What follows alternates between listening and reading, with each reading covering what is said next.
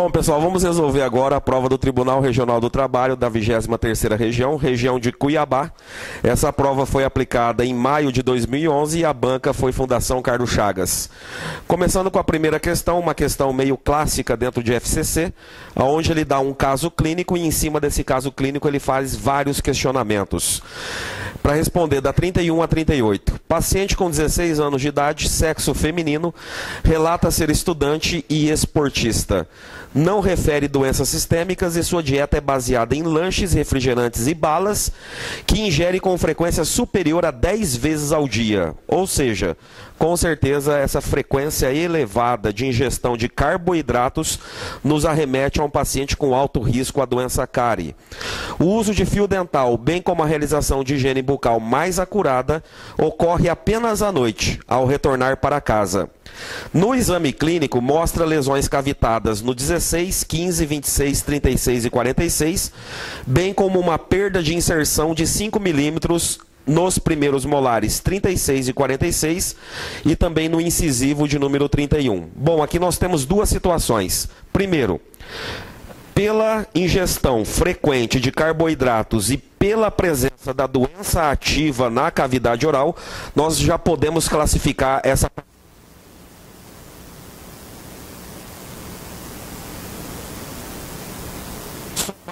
Nós temos um segundo fato aqui. Perda de inserção de 5 milímetros em primeiros molares e incisivos. Com certeza, um dos questionamentos que virá aí para frente será o diagnóstico dessa periodontopatia aqui. E nós sabemos que quando afeta primeiros molares e incisivos, nós estamos falando da periodontite agressiva, antigamente conhecida como periodontite juvenil. Beleza? Então vamos para a primeira questão em cima desse caso clínico. Tendo em vista a prevenção da cárie dentária, tem-se como princípio que o efeito de medidas como a remoção do biofilme dental terá maior efeito em áreas onde o risco à doença é maior. Ou seja, pelas superfícies que foram dadas aqui, qual é a superfície que apresenta o maior risco para o desenvolvimento da doença cárie? Será que são as regiões proximais de dentes posteriores, que são molares e premolares? Será que são as superfícies livres ou lisas, como vestibulares de dentes posteriores, linguais de incisivos, palatinos de premolares? Ou será que é a região proximal de dentes anteriores, que aqui no caso são as proximais de caninos? Com certeza, de todas as faces que foram dadas aqui, aqui nós temos uma probabilidade maior de desenvolvimento da doença cárie em virtude da área de contato, que é a porção, é a face proximal dos dentes posteriores, né? Então a resposta dessa primeira questão com certeza é a letra A, pelas alternativas que foram dadas, nunca se esquecendo que a prevalência da doença cárie, ela é mais comum na face oclusal dos dentes posteriores, né? Mas como não foi dada essa possibilidade, nós temos que trabalhar de acordo com as alternativas que foram dadas. Então essa primeira questão tranquila, a resposta correta, a letra A, proximais de molares e premolares. Segunda questão em cima daquele caso.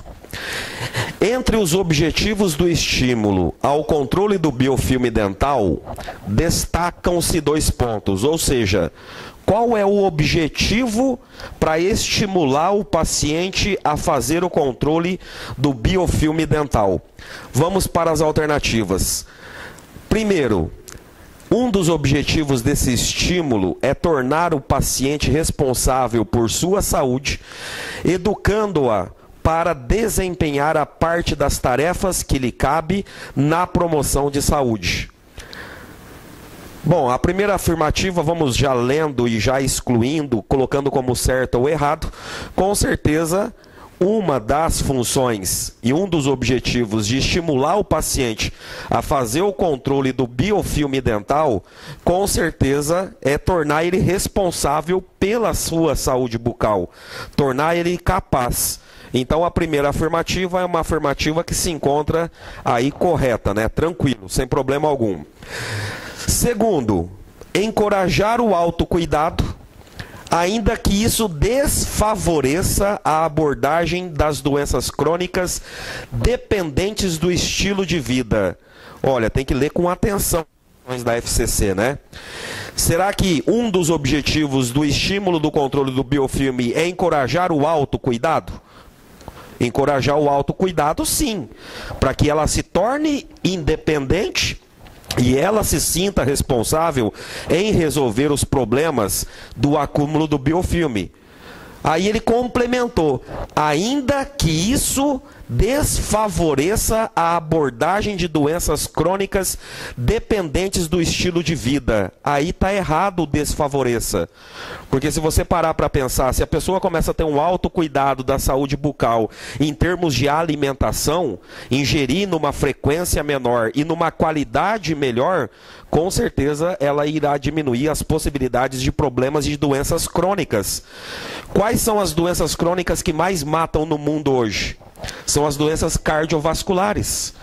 E dentro das doenças cardiovasculares vem com ela a hipertensão arterial, vem com ela a diabetes mellitus, que muitas vezes está associado basicamente ao estilo de vida, ao tipo de alimentação apresentado pelo paciente. Então a segunda está errada, né? Encorajar o autocuidado, sim, para que ela tenha um controle da sua saúde bucal em termos de remoção de biofilme. E ele está falando que isso desfavorece a abordagem de doenças crônicas dependentes do estilo de vida. Essas doenças crônicas dependentes do estilo de vida, ele está falando de hipertensão, de diabetes, de problemas cardiovasculares num contexto geral. E nós sabemos que essas doenças elas surgem em virtude justamente de problemáticas relacionadas ao tipo de alimentação. Então a segunda está errada. Terceira, será que o objetivo do estímulo do controle do biofilme é eliminar completamente o biofilme, visando a prevenção de cárie? Olha, num primeiro momento, a hora que você lê essa afirmativa, você fala, nossa, parece que está certo. Só que dá uma lida na quarta alternativa para você rebater a terceira. Obter níveis de limpezas capazes de prevenir o início e o desenvolvimento de doenças bucais. Entre a 3 e a 4, com qual você ficaria? Com certeza. Porque se não existisse a 4, talvez até a terceira a gente poderia considerar. Mas se a gente raciocinar também, fica difícil, né? Nem o melhor cirurgião dentista da face da Terra consegue remover completamente o biofilme dentário. Né? Isso é uma utopia, achar que todo mundo, por melhor que utilize uma técnica de escovação, ele tem a capacidade. E a partir do momento que você coloca um parâmetro de comparação como sendo o ideal para um paciente, ele vai se sentir desmotivado. Você coloca, ó, você tem que remover 100% da placa. Aí você vai lá, faz uma escovação dental supervisionada, acompanha esse paciente, aí chega lá no consultório, ele achando que ele está abafando, aí você faz a evidenciação da placa e você fala, Zé, você não foi 100%. Então, esse parâmetro de comparação ideal acaba talvez desestimulando o paciente. E o mais importante hoje, né, se você pegar o livro novo do Neville, o que ele fala em relação à remoção do biofilme dentário? Hoje, segundo o livro novo do Linde, ele fala da organização da placa bacteriana uma única vez por dia, já por exemplo. Só que vai a gente divulgar esse tipo de informação para a população leiga. A população leiga malemar escova, mas na hora da anamnese ela sempre fala que escova 3 vezes ao dia, não é assim? E só tem os centroavantes lá presente, né? Mas ele escova 3 vezes ao dia. Se você divulgar esse tipo de, olha, basta desorganizar uma única vez, ou seja, basta fazer uma ótima escovação uma única vez por dia, que você não vai ter doença periodontal. Então nós não podemos pensar dessa forma, né? Então é aquilo. Se você traz parâmetros inalcançáveis para o paciente, isso acaba sendo um desestímulo ao mesmo. Então entre a 3 e a 4, com certeza a 4 é a correta. Obter níveis de limpezas capazes de prevenir o início e o desenvolvimento de doenças bucais como sendo satisfatório e ideal para que o paciente não tenha doença periodontal, não tenha a doença cárie e assim por diante. Portanto, essa segunda questão da FCC ficou como correta a letra C. A alternativa 1 e 4 se encontram corretas. Ok? Vamos para a terceira questão desse caso clínico. Uma estratégia de motivação da paciente consiste em encorajá-la a participar da recuperação e manutenção da sua saúde bucal, incluindo a verificação de biofilme e a presença de lesões nos dentes. Dessa forma, tomem cuidado com essa questão, porque você vai lendo as alternativas, parece que todas estão corretas, ou muito próximo do correto. Mas você tem que prestar atenção ao que ele pediu lá no enunciado da questão. Uma estratégia de motivação da paciente consiste em encorajá-la a participar da recuperação e manutenção da sua saúde bucal. Dessa forma, letra A criação de hábitos saudáveis relativos à alimentação, higiene corporal e bucal e atividades físicas é uma decorrência dessa estratégia? Bom, veja bem, nós estamos falando de biofilme, nós estamos falando de placa bacteriana. Eu concordo que se você orientar o paciente em relação à higienização, em relação à alimentação, você terá aí alguns benefícios colhidos disso. Mas a criação de hábitos saudáveis relativos à alimentação, higiene corporal, aí já entra. Atividades físicas é uma decorrência dessa estratégia? Não, nós estamos falando de verificação de biofilme. Nós estamos talvez fazendo uma escovação dental supervisionada. Isso não tem nada a ver com atividades físicas, por exemplo. Eu sei que a melhoria no estilo de vida, no tipo de alimentação, traz benefícios e evita doenças crônicas, como nós comentamos em questões anteriores, mas não é isso que ele quer, tá? Em relação ao biofilme dentário, né? A conscientização do paciente em relação ao biofilme dentário. Letra B. O aprendizado da escovação dental e o uso apropriado do fio dental são uma consequência natural desse procedimento.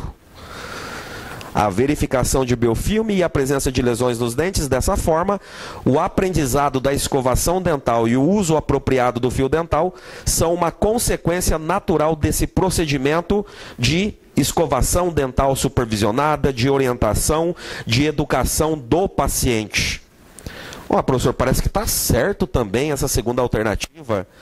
Mas vamos lendo o resto. A letra A nós já determinamos que ela está errada, né? A letra B vamos deixar stand-by porque parece que está certa, né? A princípio, num primeiro impacto. Letra C. Será que a verificação de biofilme, a compreensão da natureza das doenças bucais, a capacita a ser uma futura profissional da odontologia? Não, isso aí ele viajou na maionese, né?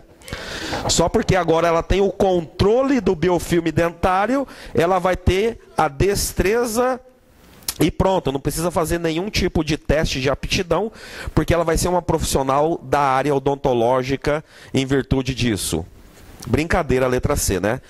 Letra D. Será que a verificação de biofilme, o entendimento do processo saúde-doença bucal, promove uma mudança de comportamento na direção de uma alimentação saudável? Nossa, professor, se você der uma olhada aí, a letra D de dado parece que está certa no primeiro impacto também. Essa estratégia de motivar o paciente. Vamos deixar em stand-by também. Assim como a letra B, que não parece ter nenhum erro a princípio. Só que nós temos que verificar o que ele está realmente pedindo no enunciado para assinalar a resposta correta. Será que a verificação de biofilme e a presença de lesões no dente leva à conscientização sobre as áreas de maior acúmulo de placa e maior risco às doenças, podendo ajudá-la a definir suas prioridades no controle do biofilme? Então você vai lendo, aí você olha a letra E de elefante e fala, nossa, é a letra E que está lidando com o enunciado da questão. Porque olha o que ele quer lá.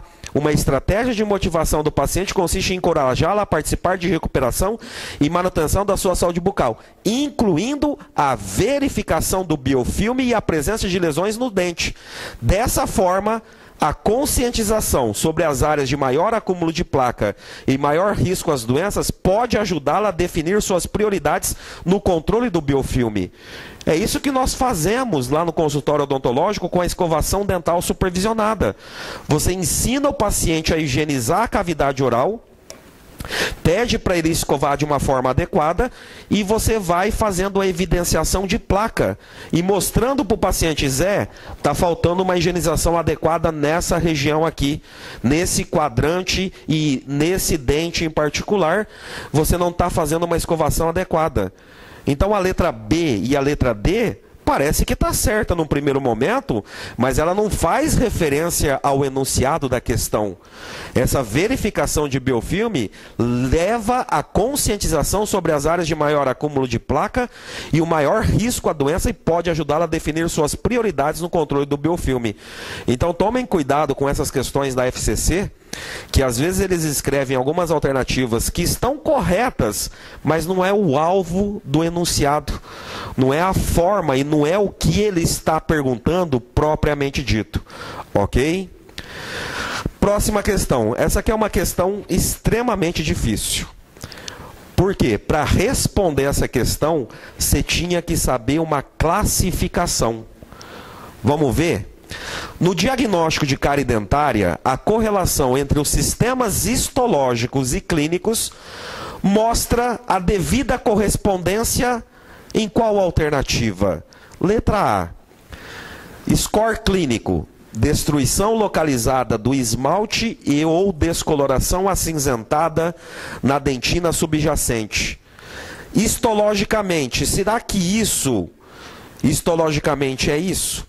Desmineralização envolvendo o terço mais interno da dentina? Ah, professor, sinceramente, eu não sei e nunca vi essa classificação, então vai ficar complicado. Só vou dar mais um exemplo, porque eu vou passar a classificação, depois eu volto para a questão. Letra B. Opacidade de difícil visualização na superfície molhada, mas visível quando você seca o dente. Isso clinicamente. Será que isso corresponde histologicamente a uma desmineralização do esmalte limitada a 50% da sua camada externa? Ah, professor, também não sei. Então, vamos ver lá a classificação, depois a gente volta para as alternativas. Isso aqui são os critérios clínicos. Score 0 para a doença cárie: pequena ou nenhuma mudança na translucidez do esmalte após uma secagem prolongada. Você pega a estrutura, seca por 5 segundos no mínimo, e se você não verificar nenhuma alteração na translucidez do esmalte, significa que não tem cárie. É score 0. Score 1. Opacidade ou descoloração de difícil visualização na superfície molhada, mas visível após a secagem. Então existe realmente esse score, né? Aí você vai dar a nota 1. Nota 2. Opacidade ou descoloração visível sem secagem. Então você vai vendo que vai agravando a situação. Score 3. Destruição localizada do esmalte, tornando-o opaco ou descolorido, e ou descoloração acinzentada na dentina subjacente. Aí já é nota 3. Aqui eu estou passando os critérios clínicos. No próximo slide são os critérios histológicos. E para terminar nós temos o 4. Cavitação no esmalte opaco ou descolorido com uma exposição de dentina. Então você tem essas 5 situações, excetuando o score 0, que é dente rígido, temos 4 classificações clínicas para a doença cárie, de acordo com a profundidade, de acordo com a coloração, se é visível ou não após a secagem e assim por diante. E histologicamente nós temos essa classificação aqui. 0. Quando existe uma pequena alteração na translucidez do esmalte após a secagem, provavelmente não há desmineralização ou mesmo está restrito a uma pequena zona de esmalte. Quando é score 1, quando a opacidade ou descoloração pouco visível em superfície molhada, mas claramente visível após a secagem, aí que está o critério histológico. Existe desmineralização limitada aos 50% externos da camada de esmalte. 2. Quando existe opacidade e descoloração claramente visível sem secagem, aqui é o mesmo critério, tá? Só que aqui eu estou complementando com a parte histológica. A desmineralização envolvendo até o terço superficial da dentina. Score 3 que nós já vimos, quando existe fratura localizada do esmalte e está opaco, colorido sobre a dentina, a desmineralização já atinge o terço médio da dentina. Então vai aprofundando, né? E para terminar nós temos o score 4. Quando existe cavitação expondo a dentina, a desmineralização já estará envolvendo o terço interno da dentina. Então você tinha que saber isso aqui para voltar lá na questão e ver a única correspondência que dá certo, se não me falha a memória, é a alternativa de letra B. Vamos dar uma olhada? Na letra B ele diz o seguinte: opacidade de difícil visualização na superfície molhada, mais visível após a secagem.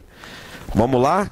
Aí ele está dizendo que nesse caso, ó, opacidade ou descoloração de difícil visualização na superfície molhada, mais visível após a secagem.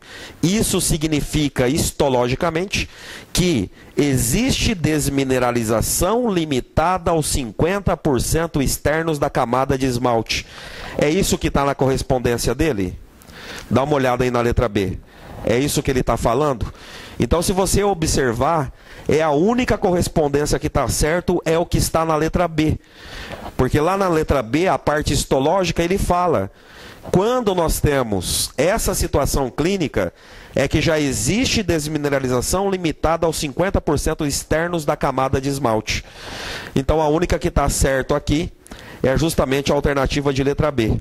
Você pode observar que os demais scores clínicos, ele não vai corresponder ao score histológico dentro daquela classificação que eu acabei passando para vocês. Então, para quem não tinha conhecimento dessa forma de classificar clinicamente e histologicamente a doença cárie, vai ter que trabalhar basicamente esses dois slides que eu acabei de passar, sendo mais esse, né? Esse aqui já está feito o resumo da condição clínica e depois da vírgula, o que nós teremos histologicamente, de acordo com a nossa visualização clínica da doença cárie. É um tipo de assunto um pouco restrito em outras bancas, mas já caiu acho que 2 vezes na Fundação Carlos Chagas esse tipo de questão e essa forma de se classificar a doença cárie propriamente dito. Ainda em cima daquele caso clínico daquela adolescente de 16 anos que ingere mais de 10 vezes por dia carboidratos. O uso de ionômero de vidro como material restaurador para essa paciente é desnecessário, devido à idade da paciente, 16 anos, é apropriado, porém restrito, devido ao alto custo do tratamento. Quem falou que cimento de ionômero de vidro é caro, para começo de conversa? Né? Ionômero de vidro é bem mais barato que resina composta, por exemplo. Né? Então não faz jus à letra B. A letra A também não tem nada a ver, desnecessário devido à idade da paciente. Né? Paciente jovem, adolescente, 16 anos de idade, com alto risco de doença cárie, o ionômero de vidro é indicado sim, em função do risco à cárie apresentado pela paciente, porque nós sabemos toda aquela velha história, né? Que o cimento de ionômero de vidro é um material que tem a propriedade de liberação de flúor, né? Portanto, tem propriedades anticariogênicas. Então, para essa paciente que tem um alto risco ao desenvolvimento da doença cárie, com certeza é um material de escolha pela liberação de flúor constante na cavidade oral. E nunca se esqueça daqueles dizeres do livro do Baratieri, né? Cimento de ionômero de vidro libera flúor principalmente nas 24 a 48 horas iniciais e permanece liberando flúor por longos períodos de tempo. E o cimento de ionômero de vidro, uma outra propriedade importante dela também, que nós não podemos esquecer para concurso, é que o cimento de ionômero de vidro tem a propriedade de recarregamento após uma aplicação tópica de flúor, por exemplo. Após o uso de um dentifrício fluoretado, ele consegue absorver esse fluoreto e continua liberando por longos períodos de tempo, né? Então ele tem essa propriedade de sofrer recarga. Então, com certeza, o cimento de ionômero de vidro para essa paciente de 16 anos se torna indicado em virtude do alto risco à doença cárie e pelas propriedades anticariogênicas que esse material apresenta. Aí a letra D e a letra E estão erradas, né? Depende do número de lesões de mancha branca, contraindicado em decorrência de suas limitações relativas aos aspectos estéticos, mas aqui muito mais que estética, está em jogo a saúde da cavidade oral da paciente no primeiro momento. E você não vai mandar resina composta naquela condição do paciente, né? Nós sabemos que resina composta não pode ser indicado em pacientes com alto risco à doença cárie. Precisamos primeiro controlar, orientar o paciente em relação à correta higienização, para depois fazer essa indicação propriamente dito. Próxima questão, ainda em cima daquele caso clínico. A condição periodontal descrita é compatível com o diagnóstico de qual tipo de periodontite necrosante, juvenil localizada, pré-juvenil localizada, de acometimento precoce generalizado ou com perda de inserção eventual. Aqui eu vou fazer um parênteses. Mesmo sendo uma prova um pouquinho mais antiga da Fundação Carlos Chagas, que foi aplicada no ano de 2011, ele ainda está trabalhando a terminologia antiga da Academia Norte-Americana de Odontopediatria. Porque desde 1999 não se fala mais periodontite juvenil. Desde 1999 já se fala periodontite da forma agressiva. Só que aqui a FCC ainda utilizou a terminologia antiga. Então é bom a gente fazer essa revisão rápida. Professor, me parece que eu li na letra C, periodontite pré-puberal ou pré-juvenil. Existe a juvenil e existia a pré-juvenil? Existia na classificação antiga. Nós tínhamos a periodontite pré-juvenil, que era antes da juvenil, ou seja, acometia pacientes com menos de 10 anos de idade, né, podendo pegar a fase da dentição mista ou mesmo um pouco da dentição decídua. E a periodontite juvenil, propriamente dito, está fazendo referência a pacientes com a dentição permanente somente, acima dos 12, dos 11, 12 anos de idade. Então existia essa classificação em pré-juvenil e juvenil, sim. Hoje, basicamente, essas duas formas são simplesmente conhecidas como periodontite agressiva. E nós sabemos que essas periodontites podem ser de forma localizada ou de forma generalizada. O que vai diferenciar isto aí é a quantidade de sítios envolvidos. Ou seja, a matemática funciona da seguinte forma. Professor, até que ponto é periodontite agressiva localizada? E a partir de que ponto ela se torna periodontite agressiva generalizada? Periodontite agressiva localizada é aquela que afeta somente primeiros molares e incisivos. Somente. Ele só pega os primeiros molares e incisivos. A forma localizada. A forma generalizada é aquela que, além dos primeiros molares e incisivos, ele pega mais 3 dentes, mais 3 elementos dentários. Tá? 3 ou mais dentes. Então vamos imaginar a seguinte situação. Ele está com 36 e 46 e o 31. Vamos pegar esse caso clínico aqui. 36 e 46 e o 31. Só que além desses primeiros molares e incisivos, vamos eventualmente imaginar que no pré-molar superior, outro no pré-molar inferior e outro no canino superior, mais esses 3 dentes também apresentam sítios de infecção da periodontite agressiva. Aí já é a forma generalizada. Pega os primeiros molares e incisivos e mais 3 dentes. Aí ele passa a ser da forma generalizada. Então existe essa classificação dentro do livro do Lind. Ok? Mas aqui, com certeza, nessa questão em particular, ele só falou do 36 e do 46 e do 31. Portanto, seria a periodontite agressiva da forma localizada, tá? Ou o que ele chamou aqui de periodontite juvenil localizada. Então, só relembrando um pouquinho dessa periodontite, né, que aqui ainda está no meu slide antigo, que eu chamava de periodontite juvenil, mas hoje é agressiva, como que esse autor descreve esse tipo de periodontite? Segundo Bayer, em 1971, ele definiu como uma entidade clínica bem definida, ou seja, periodontite juvenil geralmente acomete a idade entre 11 a 13 anos, geralmente, mas a paciente tinha 16, nada impede, né? Mas geralmente em idade de 11 a 13 anos, afeta mais o sexo feminino, no caso clínico realmente era uma mulher, tem um caráter hereditário fortemente associado, ou seja, não é, eu sempre insisto nisso, né? Não é que a doença passa de pai para filho. É a mesma coisa a doença cárie. Eu sei que a doença cárie é uma doença infectocontagiosa, mas você transmite mutans da sua cavidade para a cavidade oral do seu filho. E se associado à presença de bactérias, se instalar hábitos que favoreçam a disseminação e a proliferação do mutans, aí que vai gerar a doença cárie propriamente dito. Aqui no caso da periodontite agressiva, o que acontece? Não é que passa a doença propriamente dita, porque para ter a doença, para começo de conversa, tem que ter as bactérias periodontopatogênicas, né? O que se passa de pai para filho é a forma como o organismo reage à infecção por esse tipo de bactéria.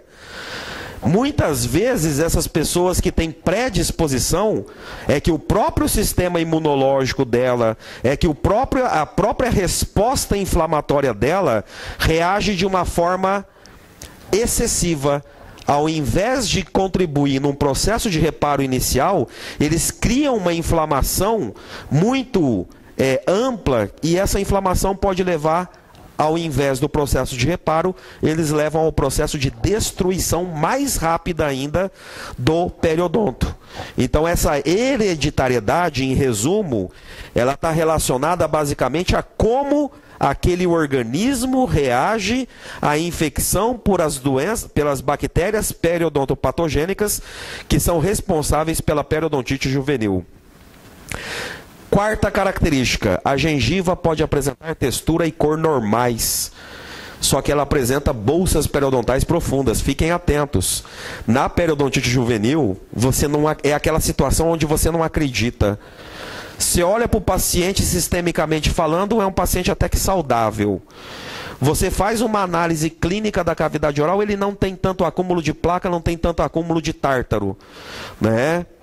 Aí você olha a gengiva sem sangramento, com uma coloração e textura normal, mas de repente, diante de um exame clínico, você se depara com bolsas ou com perdas ósseas angulares na região de molares e incisivos. Essa é a característica da periodontite agressiva, né? Não é paciente porcalhão, não é por causa do acúmulo de placa excessivo ou de tártaro que vai levar essa destruição. Sim, tem que ter a bactéria e as condições prévias genéticas que facilitam e predispõem à destruição. Clinicamente, nós vamos observar bolsas periodontais profundas. Nos estágios iniciais, os depósitos de cálculo são incomuns, é aquilo que eu disse. O paciente até que apresenta uma higienização adequada. A quantidade de destruição, ou seja, tudo se resume ao tópico 7. A quantidade de destruição periodontal não é proporcional à quantidade de irritantes presentes. Você olha, nossa, até que tem uma higienização adequada, até que tem pouca placa e pouco tártaro. Mas o que justifica essa perda óssea rápida? É justamente isso que é o X da questão para a periodontite juvenil, hoje conhecida como agressiva. Nós temos uma perda óssea angular, geralmente é uma perda óssea angular, diferente da periodontite crônica, né? Antigamente chamada de periodontite do adulto, onde a perda óssea geralmente é de forma horizontal. A crista óssea ela vai diminuindo em altura de forma horizontal. Já na periodontite agressiva, como é uma perda óssea localizada em alguma porção mesial ou distal, geralmente ele leva a uma perda óssea angular. E é uma condição que nós temos uma progressão extremamente rápida. Então essas são as características aí da periodontite que ele chamou de juvenil, hoje conhecida como periodontite agressiva. E basicamente, nós temos dois micro-organismos que são responsáveis pelo aparecimento dessa condição periodontal. A primeira está aqui. É o Agregatibacter actinomycetecomintans. Só tomem cuidado. Antigamente, chamado de Actinobacillus actinomycetecomintans. Hoje, chamado de Agregatibacter actinomycetecomintans. E eu trouxe algumas características aí em relação a esse tipo de micro-organismo, né? Já fiz um resumo.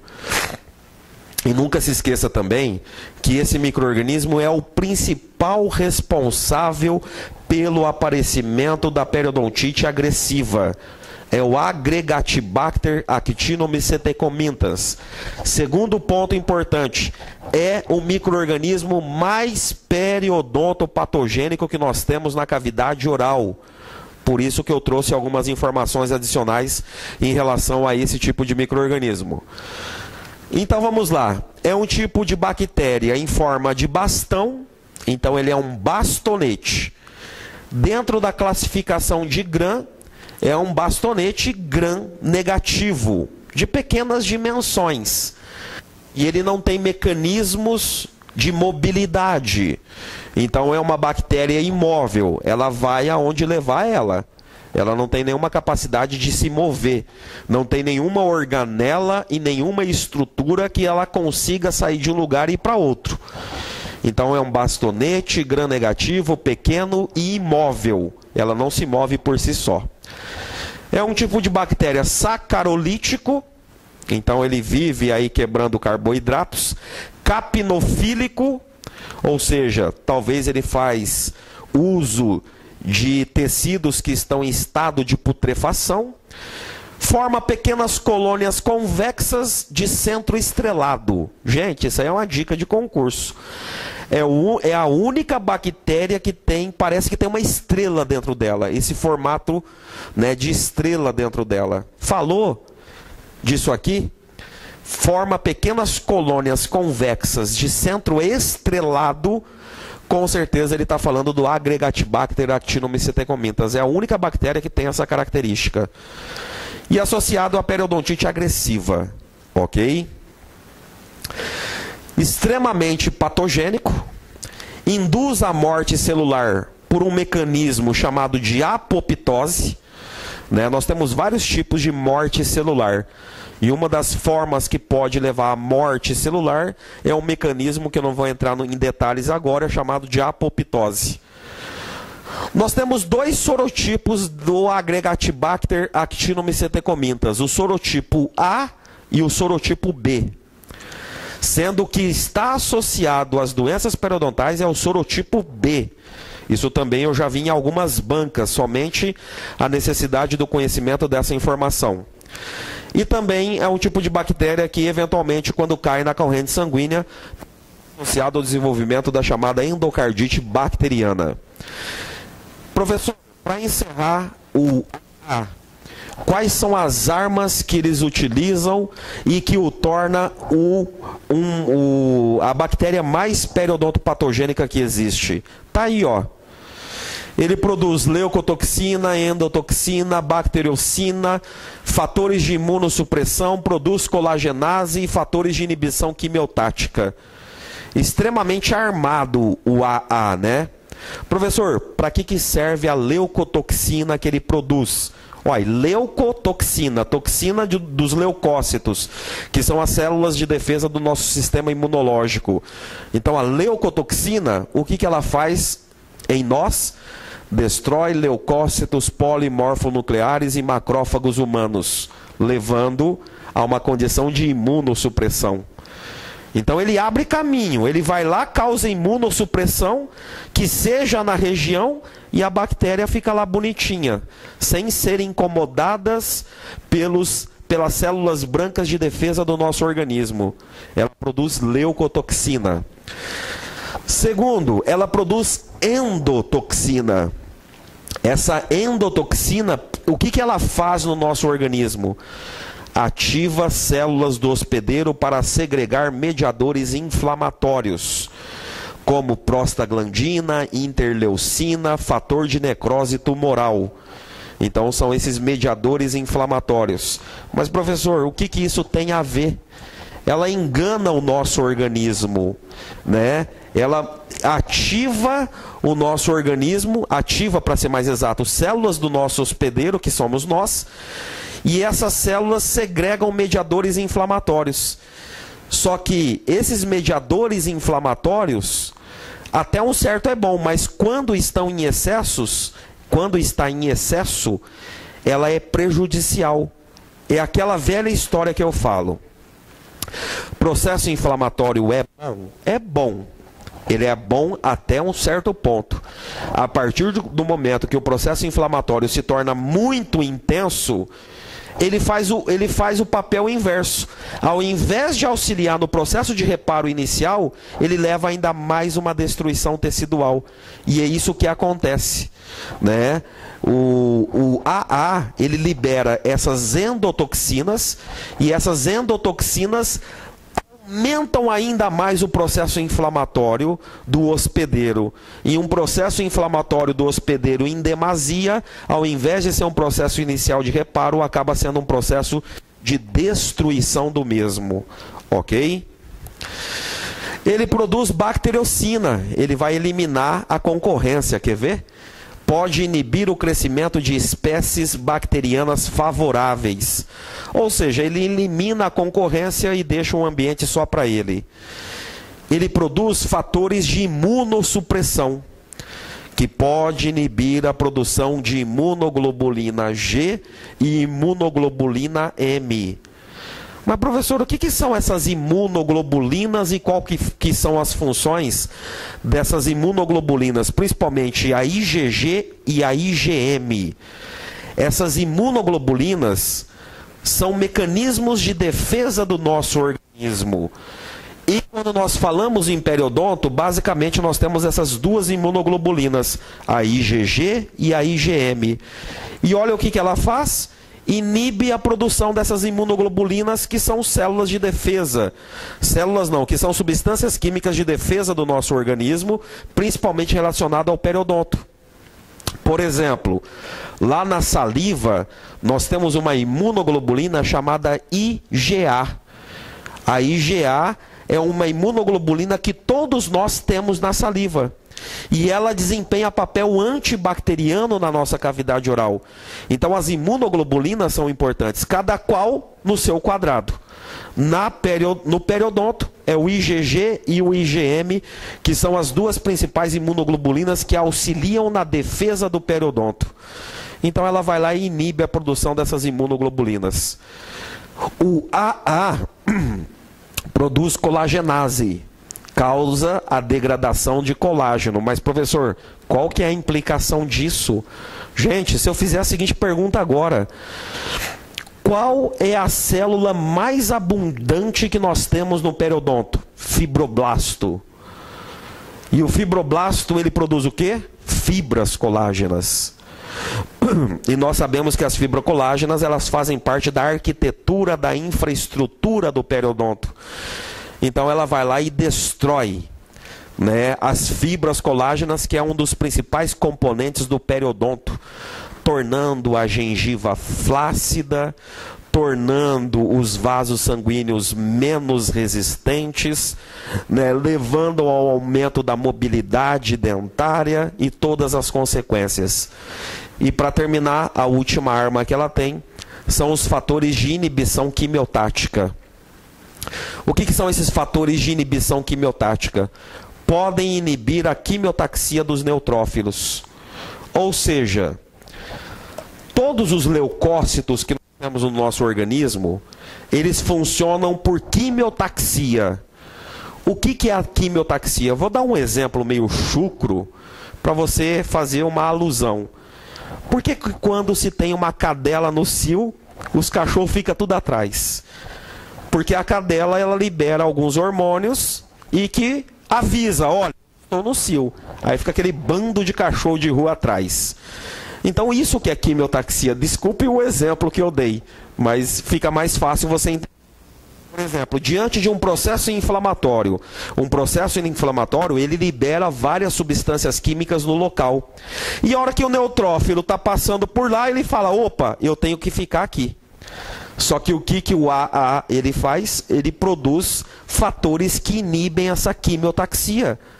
Ou seja, os neutrófilos são enganados e eles não param lá. Podem inibir a quimiotaxia dos neutrófilos. Então essas são as principais armas utilizadas pelo Agregatibacter actinomycetocomintas. O segundo micro-organismo que está associado à periodontite juvenil são as porfiromonas gingivales. Então basicamente são essas duas quando nós falamos em periodontite juvenil. Quais são as características? É um bastonete também anaeróbio gram-negativo, assim como o Agregatibacter. São imóveis. Tá aqui uma diferença. Lá é sacarolítico, aqui é asacarolítico. Tá? Morfologia pode ser de cocos ou bastonetes. Cocos são micro-organismos em forma esférica ou redonda, né? Bastonete é em forma de bastão, mais esticado. Faz parte do membro do grupo de bacterióides. O que são bacterióides? São todas aquelas bactérias que produzem pigmentos negros. Tá? Então estão aí as características das porfiromonas gingivales. Produzem colagenase, protease e endotoxinas. A exemplo lá do AA, que produz colagenase e endotoxina. Aqui ele tem uma arma a mais. Ele produz protease, que é uma enzima que destrói proteína. Inibem a imigração de polimorfonucleares, que são os neutrófilos, basicamente. E está relacionado com o aumento da profundidade da bolsa periodontal. Então, isso se cair em concurso, ele costuma cobrar assim: qual é o micro-organismo que está associado ao aumento da profundidade da bolsa periodontal? A resposta é porfiromonas gingivales. Tá? Por algum mecanismo ou outro, ele está relacionado à profundidade da bolsa. Então, em bolsas profundas, em resumo, com certeza você vai ter porfiromonas gingivales. Pelos mecanismos de ação desse micro-organismo, ele leva ao aumento da profundidade de sondagem, segundo a literatura. Ok?